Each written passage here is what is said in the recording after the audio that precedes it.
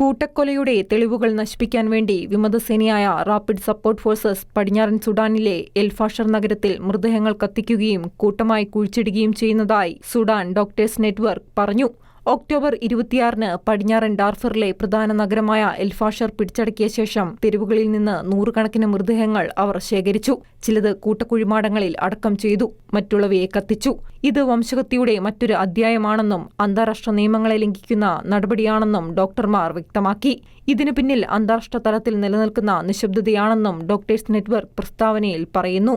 RSF കുറ്റകൃത്യങ്ങൾ കുഴിച്ചിട്ടോ കത്തിച്ചോ ഇല്ലാതാക്കാൻ കഴിയില്ല. എൽഫാഷറിലെ സിവിലിയന്മാർക്കെതിരായ അതിക്രമങ്ങളെക്കുറിച്ച് ഒരു അന്താരാഷ്ട്ര അന്വേഷണം ആരംഭിക്കാൻ അന്താരാഷ്ട്ര സമൂഹം അടിയന്തര നടപടി സ്വീകരിക്കണമെന്നും മെഡിക്കൽ ഗ്രൂപ്പ് ആവശ്യപ്പെട്ടു. വെടിയേറ്റ മുറിവുകളുമായി രക്ഷപ്പെട്ടു പോകുന്ന പലരും ഭക്ഷണവും വെള്ളവുമില്ലാത്തതിനാൽ വഴിയിൽ മരിക്കുന്നതായും റിപ്പോർട്ടുകളുണ്ട്. വംശീയതയുടെ അടിസ്ഥാനത്തിൽ ആളുകളെ ലക്ഷ്യമിടുന്നതായും രക്ഷപ്പെട്ടവർ പറയുന്നു. കറുത്ത ചർമ്മമുള്ളവരെ തിരഞ്ഞുപിടിച്ച് ആക്രമിക്കുകയോ പിടികൂടുകയോ ചെയ്യുന്നതായി പലരും സാക്ഷ്യപ്പെടുത്തിയിട്ടുണ്ട്. ഇതോടെ എൽഫാഷറിലെ മൊത്തം ജനസംഖ്യയായ 2,60,000-ൽ 82,000 പേർ പലായനം ചെയ്തുവെന്നും റിപ്പോർട്ടുണ്ട്. International desk Shekinah news.